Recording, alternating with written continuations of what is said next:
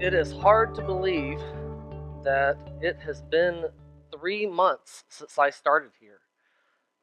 We were just talking about this. It was back in February that I went into the church at the time I was at, auditorium, to pray like I sometimes do, and was overwhelmed with the feeling that I was supposed to reach out to my friend Steve Autry to see if I even qualified for this position. And it's been this incredible ride of watching how God just interacts with the people around you, how the Spirit leads to get us to this point. I remember getting to the interview part where I came and did my first sermon here, and afterwards, the love that I felt from all of you as I shook hands and tried to remember names, still try to remember names, but it was so overwhelming, the love that I felt. And I think the best thing that sums it up, and unfortunately she's not here right now, but Evie Bardwell, who I briefly had known at camp, and that was my only interaction to her, came up to me and said, "So when do you start?" To which I said, "Well, I don't make that call. You need to talk to one of your elders." And she turns around, sees Steve Autry, walks to him with an earshot of me and says, "So when are you hiring him?" But it was those moments of feeling that love. And the truth is, I have enjoyed these last 3 months. I have enjoyed the lunches, the coffees, the dinners. I've enjoyed getting to meet some of our huddle groups, our connect groups, the class discussions, the fellowship time, worshiping with you, getting to stand before you and preach and teach. I've enjoyed game nights, a fall festival. And the truth is, I'm already at that point that I can't wait for all the other things to come. I can't wait for a Christmas time, my first Christmas with y'all. I can't wait to see the New Year and Easter. I've enjoyed so much. I've enjoyed working with a great team. I never thought I'd be so blessed to be with elders and a staff that truly love God and the people around them. Of the creative teamwork that we have, of getting to just see how God is working in the church's life. I've enjoyed being at a place that I can continue to grow. Because you have so much to teach me. Of sitting down and talking about the differences, things that I could work on, things that we could work on, the incredibleness of who God is and how He's working in the lives around us. It's been an incredible ride. And so really, the truth is, I love MX. Like, that's my title for today. I really just, Advent starts in 2 more weeks. I've invited Jeff McGlawn to guest preach next week for me. And so I just had this one sermon, and I was talking with Don, I think back on his porch, back when it was a little warmer. And he was talking about, just wanted to show you how I've seen you through my eyes. Of what these 3 months shown me of how amazing this church is. A church that I could truly fall in love with, not just in 3 months, but truly in just a few weeks. How incredible it has been. Like I said, the love that I felt from walking in the door. When we first came visited, we didn't even make it out of the parking lot before 2 people had already greeted us and said, are you the guy trying out? Yes. You can tell by the 4 extra kids we bring along. But it was the love that we felt walking in the doors and being greeted. Those moments of not just planned occurrences of dinners and lunches, but those unplanned moments in the foyer of jokes being shared, of the thankfulness, the gratitude, as Hannah put it. And so I do. I think the first thing I want to tell you is just how much I love this loving church. Seeing the love that you have for everyone that comes into this building, not just the guy trying out for being the preacher, but for everyone who comes in through these doors. I love the fact that you can't have a visitor come through without someone coming up to them and saying, "Hi, my name is, how are you today? What brings you here? We are so glad you're here." And I challenge you, if you haven't been one of those people, join in. It is so much fun to just see these people as they light up, so thankful that someone is willing to give them a little bit of time and attention. Yes, I'm thankful for this church. The fact that we live this out, my favorite verse, a new command I give you, love one another. As I have loved you, so you must love one another. By this, everyone will know that you are my disciples, if you love one another. This has been my favorite verse for years. Because the truth is, we make living out church hard sometimes. And the truth is, it's this simple. It's just loving one another. If you want people to know Jesus, show love. And I think we're doing that. The second thing that has blown me away and truly been one of my favorite things is the diversity of this group. It makes me think of this verse here. There is neither Jew nor Gentile, neither slave nor free, nor is there male and female, for you are all one in Christ Jesus. This church is made of so many amazing people. And I don't have the time to go through by name all the different people I have slowly met over the time and how many more people I still haven't met to get to learn their stories. I love that we're made up of different ethnics, different genders, of high and low end economics, that we are made up of people red and blue. Star Wars and Star Trek. I had to get away from the other one. No, but seriously, I think that's the most beautiful thing that we have. It's probably been the number one thing I have mentioned to everyone when they're like, because that's what you do when you ask someone, when you have nothing else to ask, you go, "What do you think about the church?" And so I've gotten that question 100 times from different people that I know. "Oh, so what do you think about the church? What do you think?" And I'm like, it is so cool. It is the most diverse, one of the most diverse churches I know.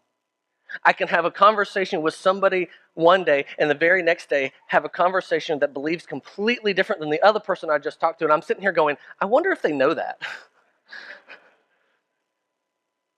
But I love that because that's what we're called to be as a church. A mosaic of different colors, of different views, not because we're supposed to have one view, but because there is one person that brings us all together despite everything else. And that's what I love about this church.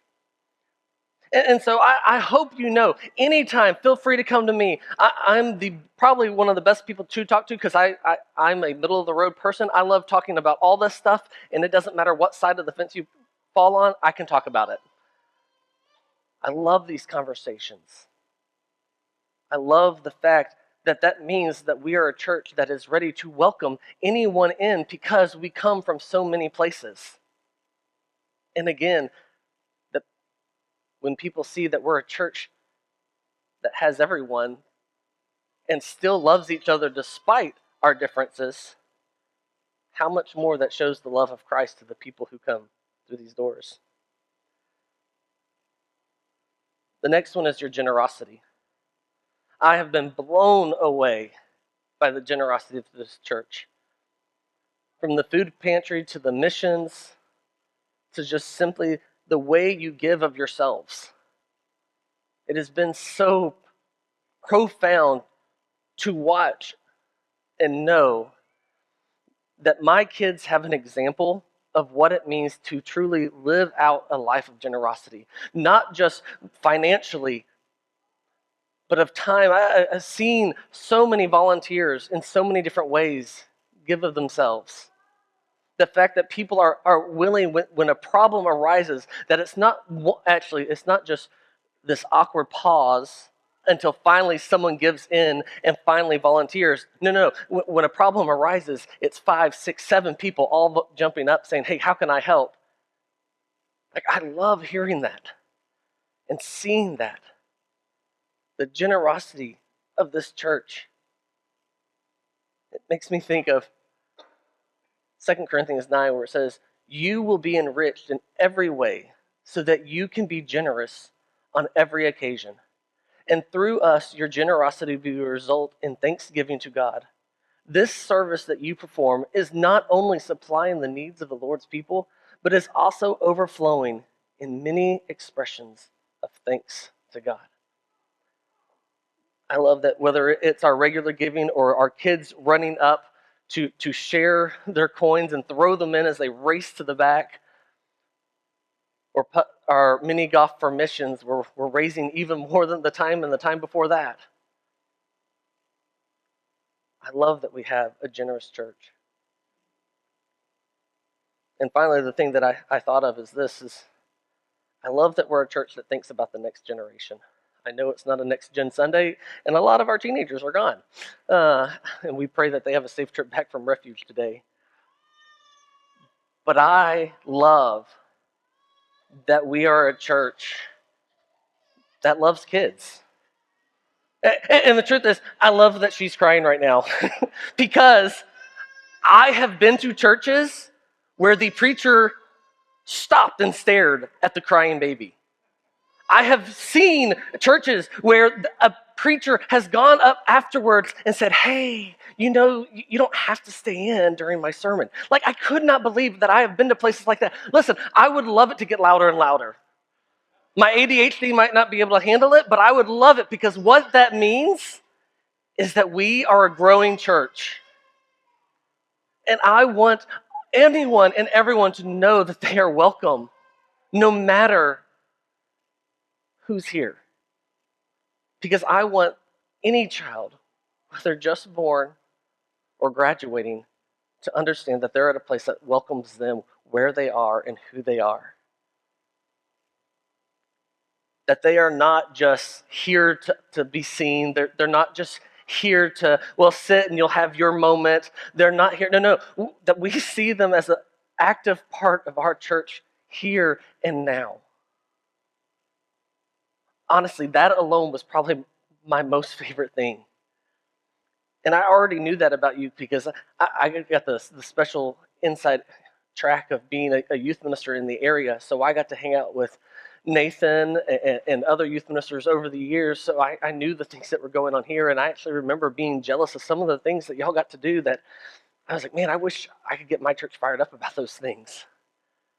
And so getting to be here now and watch those and be a part of those and help dream even bigger of how can we be a part of that, because I want this church to live past us. I want it to be a part of a church that it's our grandchildren and great-grandchildren that are sitting in these pews when every other church is closing their doors, that we can be a church that has to figure out where we're putting everyone, because the next generation keeps coming. And I say all this because I want you to, I hope something I've said has sparked you to, or reminded you maybe why you love this church. One of the things I thought of, one of those last minute things that you just, afterwards you go, man, that would have been great. So I'll have to do a part 2 sometime. Was I thought, man, I would love to have interviewed some of you. Maybe set up a place where we could video some of you hearing why you love this church. Because I'm sure you have even more reasons. Maybe it's the worship. Maybe it's the service or the missions. Maybe it's the conversations you get to have, the testimonies you've heard. I'm sure there's 100 reasons why people here love this church. But here's what I wanted to end with. Just to remind you of what we read just at the beginning of this. Let us hold unswervingly to the hope we profess. For he who promised is faithful. And let us consider how we may spur one another on toward love and good deeds, not giving up meeting together, as some are in the habit of doing, but encouraging one another, and all the more as you see the day approaching.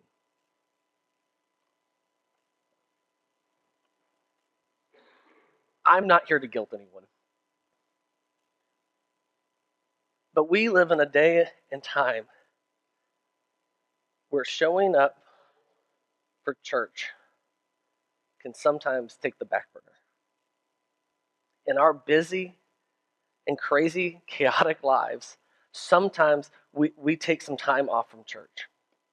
Honestly, I've always loved the joke, and I hold still to it, that I heard a preacher say this, and I'm totally stealing it from him.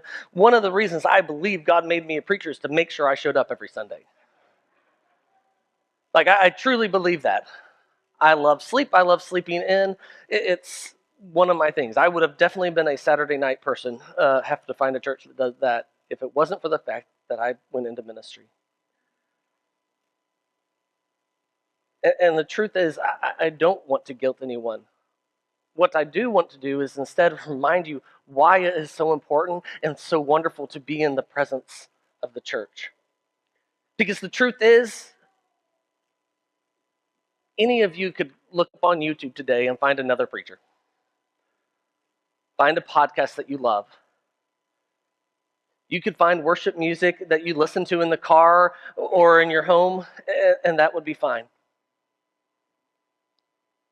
You could look up classes and all this extra stuff, and you could do a lot of the things that we do on a Sunday morning any other time. But the one thing you can't do is feel the love of the room, to receive the love of the room and give that love in return. A screen cannot do that for you. A time by yourself, yes, you can feel the love of God, but to truly feel the love of God means to be in the community, to fully experience it. And so I remind you and challenge you, if not you, then help someone else remember that love they have of this community. Because we need each other. I was just talking about this. The one thing that has been so different transitioning for our family has probably been for Samuel. And I've shared this story a couple times, and I was purposely made sure he was gone before I shared this. When talking to the kids, the girls jumped in. They loved the youth group. They did that. Me and Lydia kind of started finding our places. But the truth is, Samuel, we asked him one night, how's he doing? And he says, well, there's only one thing I miss about Von Hill. And that surprised me because, he's been happy-go-lucky, amazing. I was like, what do you miss? And he goes, I miss Wednesday nights. I'm like, really? Like, that's not the thing I thought I was going to hear. Why Wednesday nights? And he goes, I miss seeing my friends from church more than once a week. And then I realized, the more I thought about it, that's true. Art Von Hill, that back in the day, had actually talked about getting rid of Wednesdays at one point, like many churches have done, and as we have here. And I was all for it. As a youth minister, I was going to do the same thing Nathan did. I was going to, hey, well, the teens will do Wednesday nights. It'll be great. But over the years, I started missing it. Not because we have to have Wednesday nights. The truth is, what I'm talking about can be Mondays, it can be Tuesdays, it could be Wednesdays. What I realized I wouldn't give up for the world is that I need time throughout the week to be reminded of the whole purpose of it all. To help you understand, let me read from you 1 Peter 2:9. But you are a chosen people, a royal priesthood, a holy nation, God's special possession, that you may declare the praises of him who called you out of the darkness into his wonderful light. Once you were not a people, but now you are the people of God. Once you had not received mercy, but now you have received mercy. You see, I needed that reminder. I needed people to remind me that I'm the chosen people, that I am called out, that I'm called to be different. I needed that reminder that even working for a church, that day-to-day end of just having to get the job done, I noticed in me and my family and others that we needed that time of multiple times getting together. We needed a group of people that it wasn't just Sunday morning, but it was Sunday nights. It was Monday nights. It was Wednesdays. It was Fridays. Times where we got together with the church outside of these four walls and lived it out, because I can't do it without you. And the truth is, I don't think any of us can do it without each other. Because for us to be a chosen people means we are following a God who does things differently and says we've got to be in community. And that's why I love not just MX, but the church as a whole. That God gave us a way to do this, not alone and on our own, because the truth is, I can't do it on my own. But it's in my weakness that He makes me strong. It's that He takes a little bit of me, and a little bit of you, and a little bit of you, and He makes something that we never could have done on our own. And so I would invite the praise team back up. I have one more verse that I'd like to read that comes from Philippians, where Paul is giving thanks for the church there. And then I'd like to pray over you. And this is my prayer: that your love may abound more and more in knowledge and depth of insight, so that you may be able to discern what is best and may be pure and of righteousness, that comes through Jesus Christ, to the glory and praise of God.